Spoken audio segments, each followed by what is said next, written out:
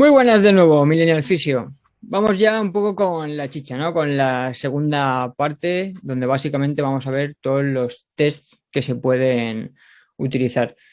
Perdona si la primera parte te ha parecido algo densa, pero era necesario. Quizás hay muchos conocimientos que ya tenías, pero como os repetí bastantes veces, todo lo que tenga que ver con historia clínica y recogida de antecedentes y entender el por qué se hace esto, para mí es lo más importante y por eso he considerado darle tanta importancia a esa primera parte. En esta segunda, como ya os dije, vamos a ver un poco qué test vamos a hacer dentro de esa valoración funcional y de esa valoración más condicional.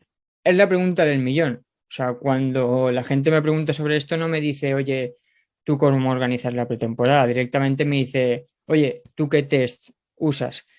Y realmente no me parece tan importante el qué test hacer, sino el por qué los hacemos. Y esto es muy importante que lo tengamos siempre claro, porque si yo os transmito aquí que si no haces una valoración isocinética, que es con una máquina que vale un pastizal, o no haces una termiografía que más de lo mismo no has hecho una buena valoración, os estaría engañando y generando una sensación de seguridad que no es positiva. Es importante que entendáis que si tienes claro el por qué lo haces, el qué quieres saber, el cómo lo vas a utilizar y lo ajustas a tu contexto, estarás haciendo una valoración buena, cojas los tests que cojas.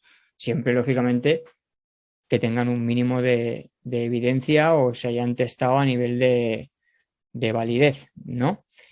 Y eso quiero que lo tengas claro porque a lo largo de la charla voy a nombrar diferentes test y eso no significa que los tengas que hacer todos, pero el objetivo es darte una batería amplia sobre la que tú elijas los que creas más conveniente, ¿vale? Así que empezamos. Primero que nada, movilidad. Básicamente, aquí entraría todo lo que tenga que ver con valorar factores de riesgo relacionados con la función, como la cantidad o calidad del movimiento. Habitualmente, lo que nos vamos a fijar a la hora de valorar movilidad es si se cumplen los rangos óptimos, es decir, lo que sería una movilidad fisiológica normal, si existe alguna asimetría entre articulaciones o si existe algún tipo de adaptación poco eficiente de cara a, al rendimiento del jugador en el fútbol, ¿vale? Sí que es muy importante que, como ya os introduje en la primera clase, no hagamos con estas cosas correlaciones simples, que esto yo lo sigo viendo mucho en el fútbol todavía. No vayamos a decirle a un jugador que por ser un tieso que tiene limitación de flexión de cadera por acortamiento de isquiotibiales, tiene más riesgo de lesionarse, porque no es así. Este tipo de datos, lo veremos al final, hay que verlo en perspectiva con el resto de datos, pero no necesariamente porque un jugador sea algo tieso o rígido, vamos a tener que pensar ya que tiene más posibilidades de lesionarse, porque esto no es así. Si analizáis un poco la evidencia, veréis que hay un poco casos para todos, que sí que hay algunos artículos que os dicen que sí, que el tema de la movilidad parece un factor de riesgo a tener en cuenta en determinadas patologías, porque observan que el jugador que sufre de esa patología tiene más rigidez. Claro, puede existir que se dé esa correlación, pero no tiene por qué ser causal y al final tienes que tener en cuenta muchas más variables a la hora de analizar eso, como iremos viendo, ¿vale? Y esto lo digo por evitar que acabemos siendo policías del movimiento, porque creo que todo lo que sea transmitirle a un jugador que un factor analítico jerárquicamente poco importante puede hacer que se lesione es casi peor que la propia restricción de movilidad, porque como ya se habla en muchísimos artículos a nivel de evidencia científica en relación a la prevención de lesiones, son muchísimas variables las que influyen en que un jugador se lesione, no. Y muchas de ellas incluso están alejadas de todo lo que tenga que ver con lo que pasa en la estructura y en el movimiento. Así que esto, tenerlo en cuenta. Normalmente en el fútbol, por el tema epidemiológico que os comentaba al principio, lo que más se suele valorar a nivel de movilidad analítica es movilidad de tobillo, de cadera y luego podríamos meter ya test más funcionales y globales, ¿vale? Luego dentro de la valoración analítica de tobillo, pues tenemos el típico knee to wall, ¿vale? Donde básicamente sin que el jugador despegue el talón del suelo, vemos hasta dónde puede llevar ese talón sin llegando a tocar la rodilla en la pared y se mide la distancia de la punta del pie a la pared. Se tendría que tener el valor en cuenta en caso de que no llegue a 10 o sea, que no llegue a 10 centímetros esta distancia o que haya una asimetría de más de 1,5 centímetros. Y para hacer el mismo test, igual habéis visto en algún equipo profesional que utilizan este aparatito que veis aquí, que yo lo llamo el knee to wall pijo, donde básicamente es lo mismo, pero en vez de haber una pared, tú vas desplazando la varilla y la varilla te marca directamente la distancia que recorre la rodilla. Aquí, o en estos tests, más bien, yo le doy más importancia al tema de las asimetrías que al tema de no tener un cierto rango de movilidad.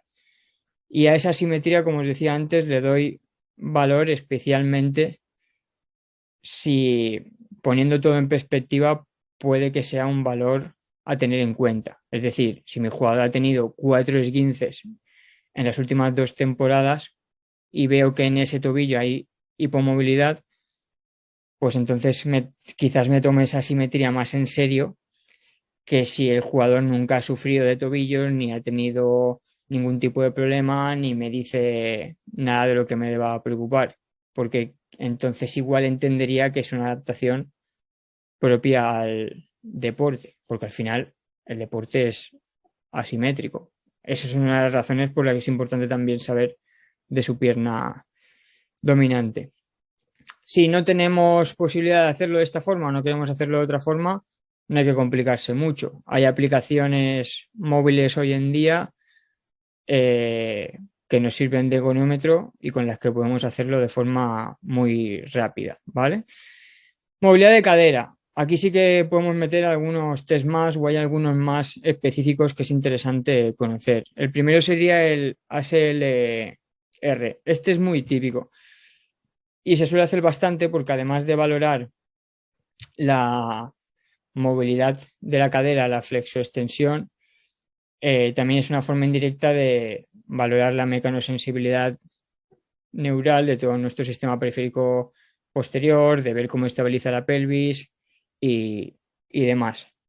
Y junto a este también se suele utilizar mucho para ver la rigidez de flexores de cadera en fútbol, el Thomas modificado. Que el Thomas modificado no es más que el que veis en la imagen, teniendo en cuenta que el paciente se arrime lo máximo a la camilla para que también puedas valorar la flexión de cadera de la pierna que queda abajo.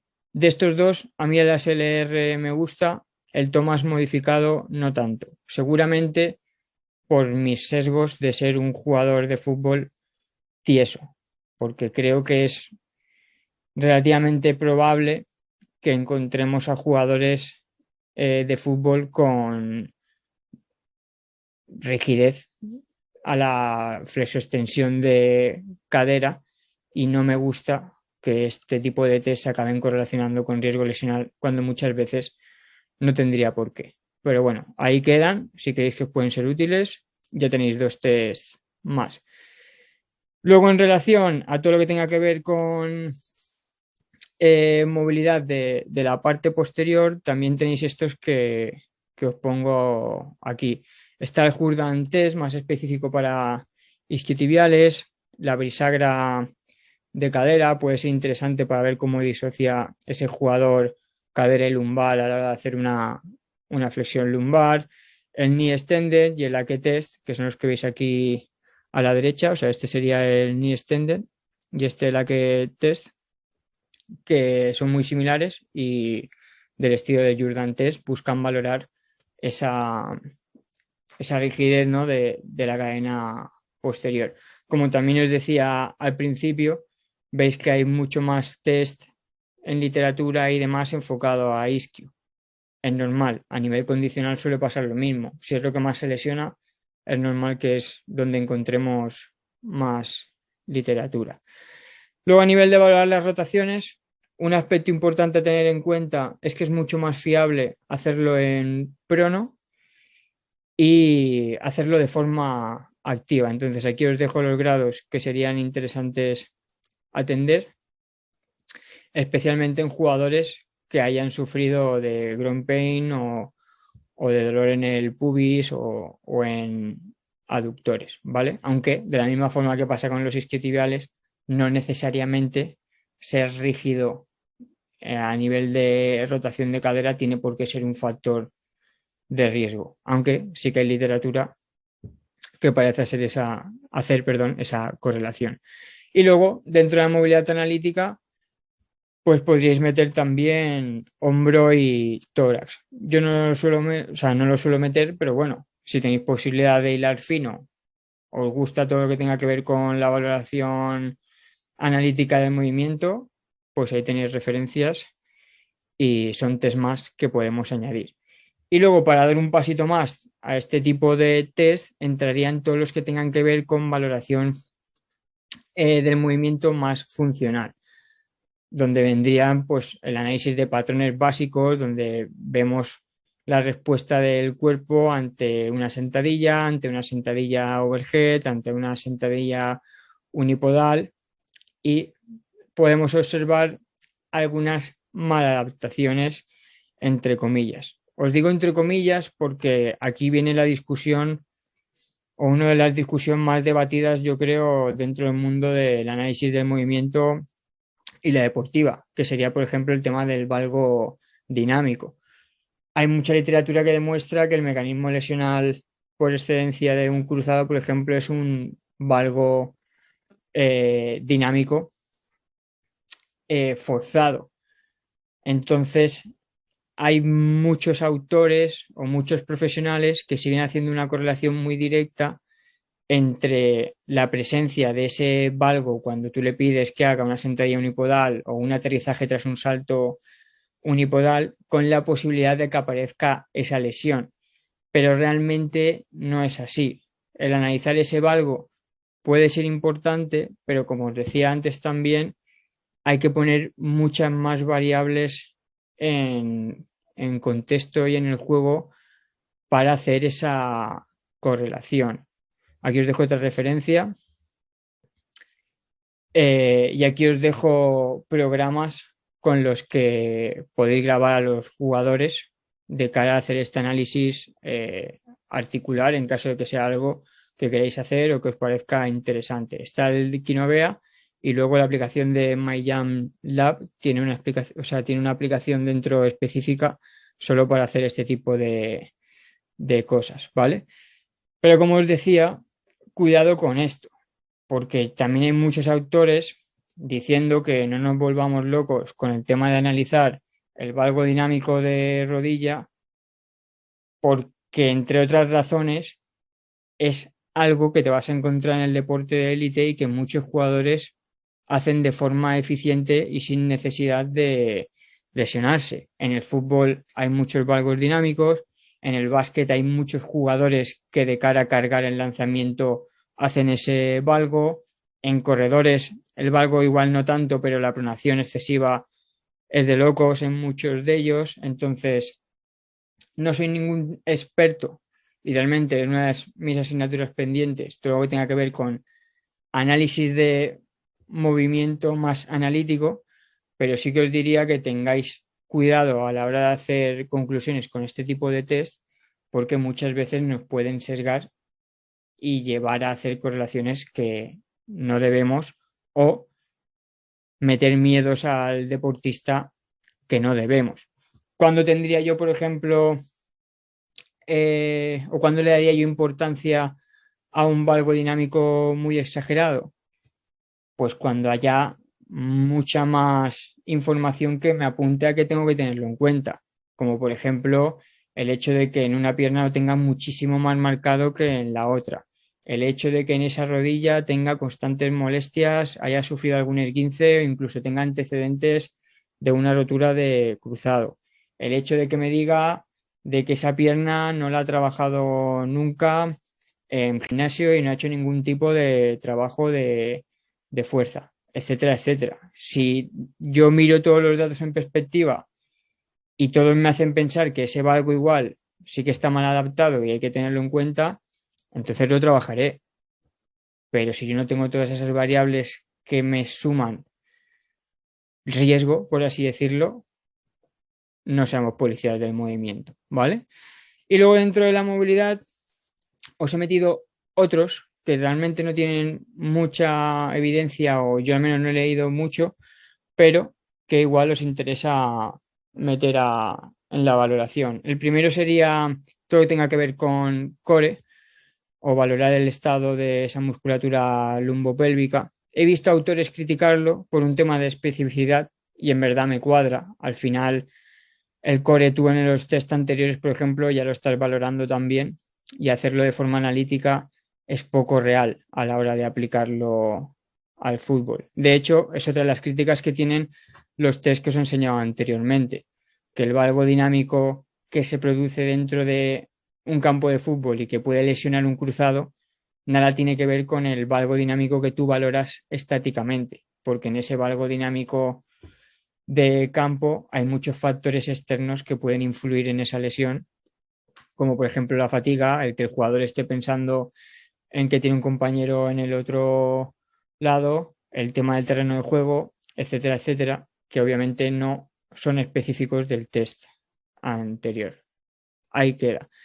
Otro muy interesante, pero que todavía no, no he visto aplicar así a nivel de valoración preventiva, todo lo que tenga que ver con la neurodinámica. Para mí, muchos jugadores tiesos del fútbol, más que sesiones y sesiones de estiramientos, necesitan trabajos de fuerza en máximo rango o sesiones de neurodinámica. Creo que es una forma de adaptar a nuestro sistema nervioso a esos rangos de movilidad mucho más efectiva que el tema de los estiramientos, por ejemplo. Entonces, meter un slam test para la cadena posterior puede ser interesante. Y luego hay otros como la tensiomiografía, la electromiografía de superficie, la termiografía, que algunos clubes parece que utilizan. Yo no he utilizado ninguna de las tres que he comentado. Creo que por los mecanismos que tienen es muy complejo hacer correlaciones con ellas, pero bueno, no me mojo mucho porque no las conozco, pero ahí quedan para que las sepáis. Y por último, para acabar el tema de la movilidad y arropando en conjunto todas las anteriores se podrían reunir con el FMS. El FMS básicamente es un protocolo de movilidad de cara de analizar el movimiento que reúne un poco todo lo que hemos estado viendo en estas últimas diapositivas. Lo mismo que os decía con los últimos tres tests. Yo nunca lo he aplicado del todo, principalmente por mis sesgos, porque la movilidad analítica, la movilidad así más funcional no es algo que me parezca jerárquicamente muy importante, pero bueno, he visto equipos punteros y muy reconocidos hacerlo, entonces puede ser interesante y hay bastante evidencia, de hecho, recomendando su uso, pero como todo, contexto, ¿vale? Acabamos movilidad, vamos a ver ahora cómo valorar un poco la fuerza de forma más analítica, ¿vale? Todo lo que tenga que ver con esa valoración isocinétrica o isométrica. Obviamente, estoy siendo muy simplista también con esto. Dentro de valorar fuerza así de forma general, entrarían muchas cosas. Os dejo, por ejemplo, ahí un artículo donde habla de las adaptaciones neuromusculares y de la fuerza y demás y de cosas que podemos tener en cuenta de forma desglosada dentro de esta capacidad a la hora de valorarla en fútbol, por si lo queréis poner un poquito más en perspectiva. A la hora de valorar fuerza isocinética, perdón, los ratios de valoración que vamos a coger en cuádriceps y isquiotibiales normalmente deberían ser superiores a 0,60 y se considera mayor riesgo lesional cuando las asimetrías son menores al 10% entre ambas mediciones. Básicamente, en una valoración isocinética lo que hacen es hacer una contracción concéntrica y excéntrica ante una resistencia mantenida en un diferente grado de movimiento y de ahí sacan los datos de fuerza a nivel de cuádriceps para la extensión y de isquiotibial para la flexión. Y de ahí dividen resultados de isquio partido cuádriceps y sacan el ratio, que debería ser mayor a 0,60, y sacan las asimetrías comparando los resultados entre izquierda y derecha.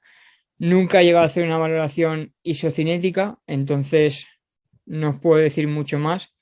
Os la pongo porque evidencia sobre esto hay bastante y a nivel profesional y élite es lo que se suele meter. A nivel más semiprofesional, amateur, academia, se suele tirar más de valoración isométrica, que es lo que vamos a ver ahora. Antes que nada, dos cosas. Por lo que he leído al respecto, parece que a nivel de validez ambas nos darían datos adaptados, es decir, hacer una valoración isométrica tampoco está tan por debajo de hacer una isocinética. Y segundo, es interesante que si hacéis esto, pues dispongáis de algún Excel donde ir recogiendo los datos y que se vayan calculando ratios y demás de forma automática. Eso os agilizaría mucho más el proceso. Aquí os dejo el que utilizo yo. Este me lo pasó un compañero, hablaré con él. De hecho, si estás viendo este vídeo, te lo digo ya públicamente. Si me das permiso para subirlo, lo subiré más adelante junto con otros descargables para que también lo tengáis, ¿vale? Y luego a nivel de fuerza isométrica, además del ratio isquiotibiales, cuádriceps, se suele valorar el de abductor-aductor y se suele valorar también el squeeze test, que es el de apretar con ambos aductores a la vez, y el excéntrico de aductores, donde básicamente tú le vas a pedir una aducción, vas a hacer fuerza y vas a aplicar esa fuerza hasta que notes que le ganas. Y ahí sería cuando se rompe la contracción, que aparece el excéntrico, y esa es la medición que cogeríamos. Os voy a dejar bastantes referencias a lo largo del Power. Si tenéis dudas, verlas por ahí. Si tenéis alguna duda específica, me la podéis dejar también por comentarios. Y si no, este tipo de valoraciones también las podéis encontrar por YouTube grabadas, ¿vale? Pero no os quedéis con ninguna duda a la hora de cómo aplicarlo, porque realmente no es algo muy complicado y es un punto muy importante de cara a vuestra validez interna que generéis un proceso que luego se pueda repetir a lo largo de la temporada y lo hagáis de la misma manera, ¿vale? Luego, a nivel de fuerza isométrica, los rangos que proponen son muy parecidos a los de la isocinética. Hablan de ratios mayores al 0,66. Hablan de la importancia de comparar los datos entre los jugadores del equipo, por lo que os decía antes de que al final lo que puedes encontrar en la literatura pueden ser datos de contextos muy diferentes al tuyo, y hablan de asimetrías que no sean mayores del 15%. Importante, lo que os decía, buscar un estándar. Cuando te paras a buscar artículos que hablen sobre dinamometría manual analítica, veréis que hay bastante aplicado en diferentes muestras. Y eso os lo puedo asegurar porque he estado como 2 horas buscando un artículo que os quería poner y dentro de esa búsqueda me he encontrado con varios artículos. Y es curioso ver cómo en diferentes artículos proponen diferentes propuestas a la hora de valorar esa fuerza. Hay algunos artículos, como veis aquí, que lo hacen con flexión directamente de 90 a la hora de valorar el cuádriceps y lo mismo con el isquiotibial, mientras que hay otros que a la hora de valorar el isquiotibial prefieren hacerlo con casi extensión completa. Y si tiro para atrás, veréis que en este, por ejemplo, a la hora de valorar el isquio lo hacen a 90 Ay, perdón, el cuádriceps lo hacen a 90 y a la hora de valorar el isquio lo hacen con flexión a 30. Honestamente, no sé por cinemática cuál sería el más correcto. Nosotros lo que vamos a hacer es hacer la extensión en esta posición aprovechando el leg extension a unos 20 grados y para hacer la flexión para valorar el isquiotibial cogeremos este también a 20 o 30 grados. Entonces, por eso mismo os decía la importancia de buscar un estándar. Hagáis como lo hagáis o como sea más cómodo en vuestro contexto, que quede bien cerrado los grados o dónde lo hacéis, por si luego lo tenéis que repetir, porque o sea, se falsearán mucho menos los resultados, ¿vale? Luego, este test que veis aquí es el que os comentaba de el test de autor excéntrico. Lo tenéis en la referencia también que había puesto anteriormente, donde está resumido lo que os había comentado de todo el proceso de valoración. Y este sería el squeeze test de apretar con ambas piernas, que es posible que hayáis visto también en, en fútbol profesional aplicado con una máquina que es muy tocha y muy top, pero que básicamente mide lo mismo. En este estudio dan unos valores de referencia mínimos a los que el jugador debería llegar a nivel de fuerza y en caso de que esté por debajo, junto con un AGOS, que es un cuestionario para valorar growing pain, lo relacionan o no como factor de riesgo, ¿vale? Que tampoco tienes dinamómetro manual, pues hay diferentes procesos o herramientas que puedes utilizar de cara a valorar la fuerza y objetivarla de alguna manera. Una de ellas sería con esfinganómetro, que es bastante más barato, creo, que un dinamómetro, no lo tengo.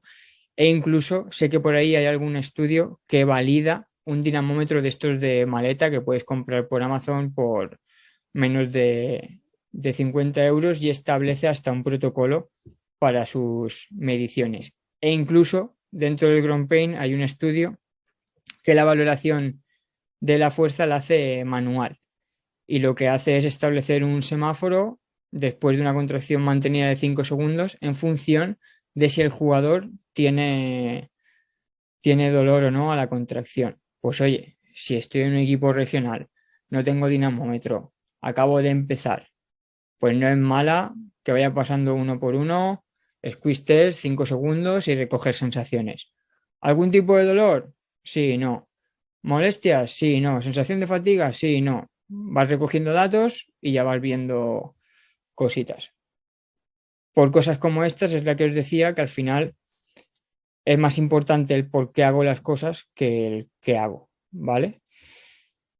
Que es muy importante que tenemos que tener en cuenta a la hora de aplicar cualquier test, por lo que os adelanté ya en la primera clase.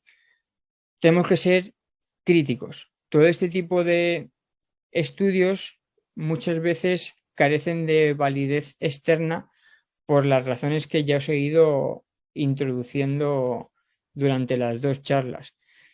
Por ejemplo, el que el protocolo no esté aplicado al fútbol, pues al final las demandas de cada deporte influirán mucho en los test que decidamos coger o en los resultados que se den en los test aplicados en el estudio. El hecho de que hayan diferentes propuestas o que hayan protocolos tan heterogéneos, el que esos datos sean subjetivos o sesgados a cambiar en función de cómo se mida o quién lo mida. O, por ejemplo, las valoraciones intratemporada. Este tipo de valoraciones las vamos a hacer en un contexto donde muchos jugadores van a llegar desadaptados. Entonces, esos resultados que yo mañana voy a recoger, o sea, perdón, el lunes voy a recoger en mi pretemporada y en mi valoración de pretemporada serán muy diferentes a los que yo recogeré de aquí 3 meses cuando haga un retest. Entonces, tenemos que ser críticos con todo lo que vayamos valorando porque todavía no podemos hacer correlaciones tan simples como las que muchas veces hacemos, perdón, ¿vale? Yo os dejo por aquí una recomendación que me dejó un compañero sobre asimetrías. El grupo de estudios Madruga y Parera que veis aquí, por lo que tengo entendido, estudia bastante cómo interpretar el tema de las asimetrías en el fútbol y demás, así que es interesante que le peguéis un vistazo, ¿vale? Y ahora, de forma muy rápida, vamos a ver un poco test que se pueden incluir dentro de la valoración condicional y hacemos un repaso de todo lo que hemos visto, así muy rápido, para acabar con una serie de consejos que yo remarcaría de todo lo que hemos visto. Dentro de la valoración condicional, pues lo que os decía, entraría resistencia, velocidad y fuerza. Y lo único que voy a hacer es dejaros diferentes test que se usan habitualmente en el fútbol, ¿vale? Para que los tengáis ahí si le queréis echar un ojo. Más que nada porque esta parte es una parte que suele hacer el preparador. Entonces, yo tengo conocimientos en ella, pero no tengo tanto conocimiento en el por qué se aplica y el cómo luego extrapolar esos datos al día a día. Así que si es un tema que os interesa, hacérmelo llegar también en comentarios y yo me pondré en contacto con algún preparador para que me eche una mano con ello o incluso le pida que grabe él un vídeo para subirlo por aquí y compartirlo con vosotros, ¿vale? Dentro de los test de resistencia, para calcular umbrales de capacidad a nivel de consumo de máximo oxígeno, en fútbol se suele utilizar los Yo-Yo Intermittent Recovery Test o los 30-15 Intermittent Fitness Test. Nosotros, por ejemplo, meteremos el 30-15 Intermittent Fitness Test, que básicamente es el test de Cooper de los pitiditos famoso, pero más aplicado a la capacidad de aguantar esfuerzos de forma repetida, que es habitual que se dé en fútbol, ¿vale? Luego a nivel de análisis de velocidad o carrera, cambios de dirección, tenemos que tener en cuenta que podemos hacer un estudio cualitativo y un estudio cuantitativo. Un estudio cualitativo haría referencia a esa técnica de carrera. No es el tema del caso, pero bueno, dentro del fútbol hay muchas lesiones que se producen a máxima velocidad en el sprint. El sprint se suele dividir en fase acelerativa y fase de velocidad y supuestamente hay una técnica de carrera que es más eficiente y que podría correlacionarse con menos lesiones. Entonces, un estudio cualitativo de la carrera puede ser interesante. Luego, un estudio cuantitativo haría referencia a cuánto tarda nuestro jugador en recorrer X distancia. Esa X distancia normalmente son de 20 a 40 metros, porque es la distancia promedio máxima que suelen hacer los futbolistas cuando aparece la lesión. ¿Cómo lo hacemos? La forma cara son las fotocélulas, que básicamente son unos dispositivos con láser, creo que te miden el tiempo en el que tardas en hacer X recorrido.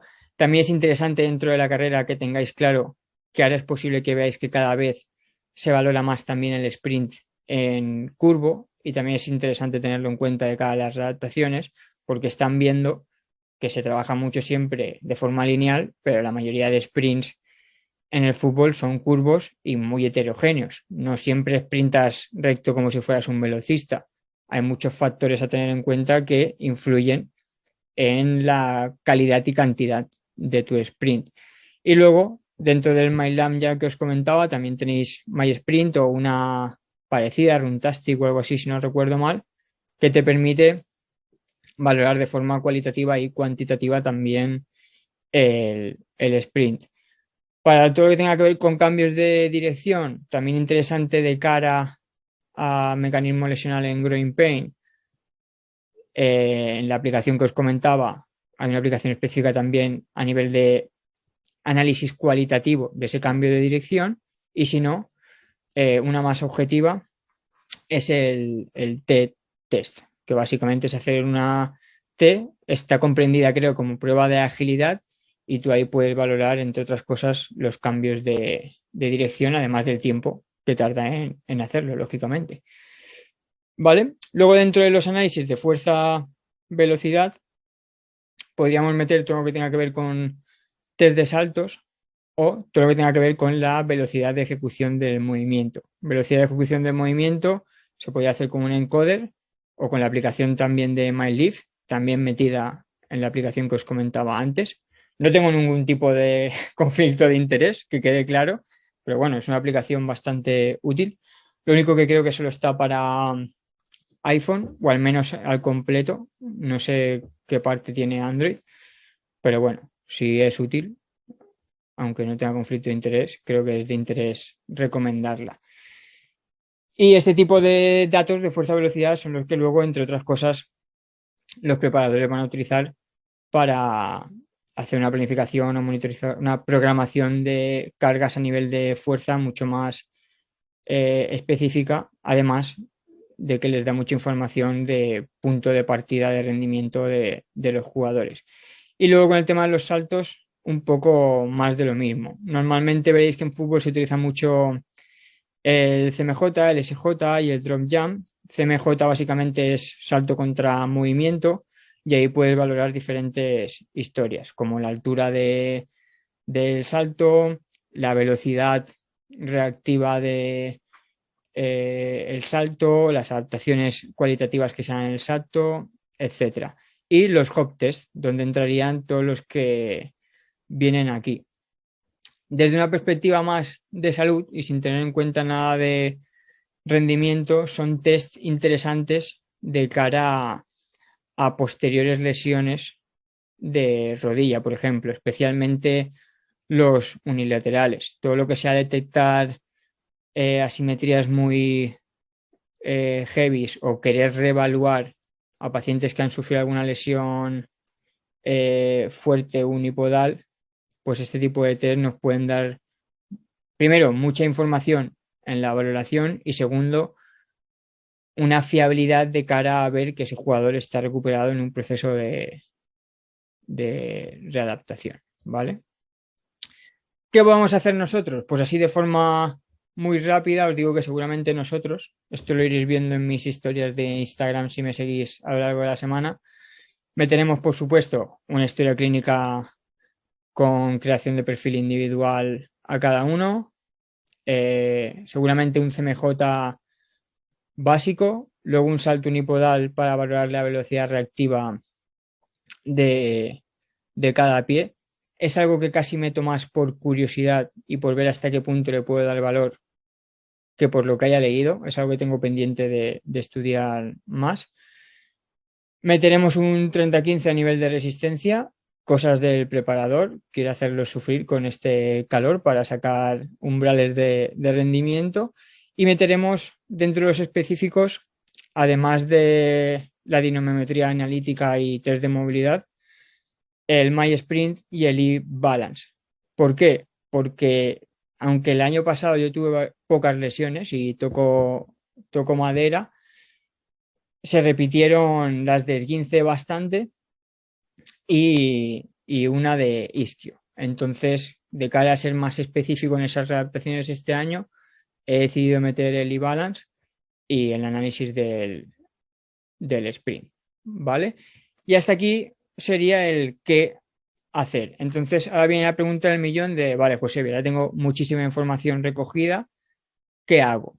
Pues toda esta información recogida la has obtenido para crear básicamente un perfil de riesgo con el que luego tú verlo todo en perspectiva y crear un plan individualizado, perdón, en caso de que lo creas conveniente. Esto como fisio. En rendimiento como preparador no me meto. Entonces, una de las cosas que puedes hacer en este punto es decir, ok, ahora puedo ser más específico, porque con una valoración previa, si yo ya he visto que un jugador ha tenido varios esguinces durante las temporadas pasadas y que además tiene una simetría de movilidad en ese pie de locos y que además en la velocidad reactiva ese pie va mucho más lento por esa falta de movilidad etcétera, etcétera, pues igual le puedo meter también un e-balance que es más específico todavía para ese tobillo, entre otras cosas, y que también está estudiado en fútbol,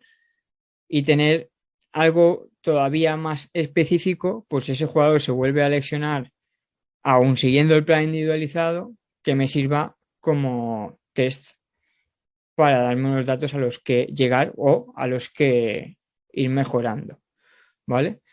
En la misma línea, pues está el Star Balance, que básicamente es lo mismo, pero con bastante más puntos de distancia. Si os interesa, lo podéis buscar rápido en Google, hay bastantes artículos, si no decirme y os paso. O podéis hacer uno más enfocado al equilibrio unipodal, por ejemplo.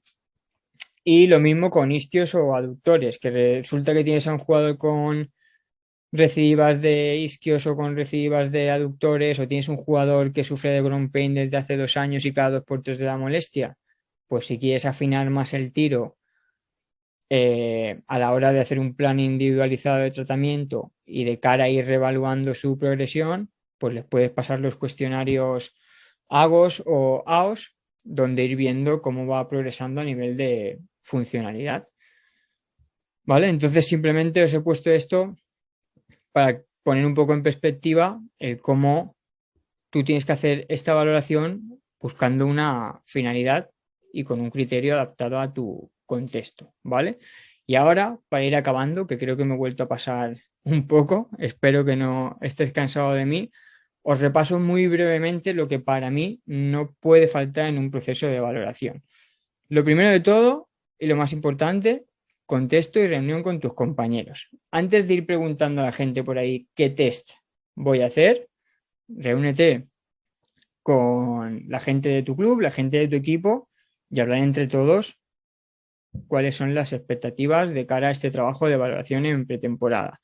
Segundo, historia clínica. Hazlo a través de un Google Forms, de un PowerPoint, de una entrevista personal, me da igual. Pero para mí es lo más importante, porque es lo que más pistas te va a dar de lo que te vas a ir encontrando seguramente durante el año, y es lo que va a dar sentido a que luego hagas algún test o no. Tercero, fuerza aplicada. Era mi forma de resumiros el hecho de que busquéis la forma más objetiva que se ajuste a vuestro día a día, con la que tengáis datos que luego podáis dar aplicabilidad. Cuanto más objetivos y menos sesgo de error tengan esos datos, más útiles os van a ser luego a la hora de lo que os decía, de establecer una progresión de mejora o de reevaluar si se está mejorando o de establecer condiciones basales para ponernos como meta en una readaptación. Y luego, por último, obviamente, pues darle sentido a todo lo que hemos valorado, revisar, ver en perspectiva e individualizar. ¿Vale? Consejos. Otra vez, contesto. Sí, lo siento, pero es que es así. Al final, no me gusta nada ver a mogollón de docentes que trabajan en deportiva sentar cátedra cuando luego nuestra realidad no es así. Y vas a tener que coger lo mejor de cada casa, lo mejor de cada docente al que conozcas, lo mejor de cada ciencia o de artículos científicos o de literatura que leas y llevártelo a tu contexto, ¿vale? Luego, perspectiva. Tenemos que empezar, y esto está muy relacionado con el siguiente punto, que es de jerarquías, a analizar qué es lo realmente importante. Básicamente es una forma de decir que no caigamos en hacer correlaciones simples que luego pueden ser peor que el propio problema del jugador, porque como os he tratado de transmitir, muchas cosas que valoramos en los jugadores que a priori podrían ser un factor de riesgo importante, puede que poniéndola en perspectiva con todos los otros datos recogidos pierdan de mucho valor a nivel de promoción o de factor de riesgo, ¿vale?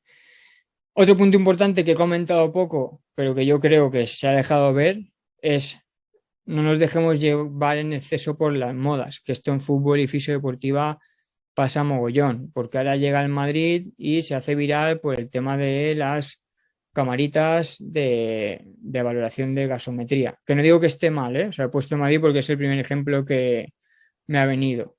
Pero en la deportiva hay mucha fachada. Entonces, antes de dejarte llevar por todo lo que tenga que ver con aparatología cara que utiliza el Madrid, el Bayern y el Barça, revisa la literatura, mira qué validez tiene y mira hasta qué punto te puede interesar o si ya cumples lo jerárquicamente importante que te decía anteriormente.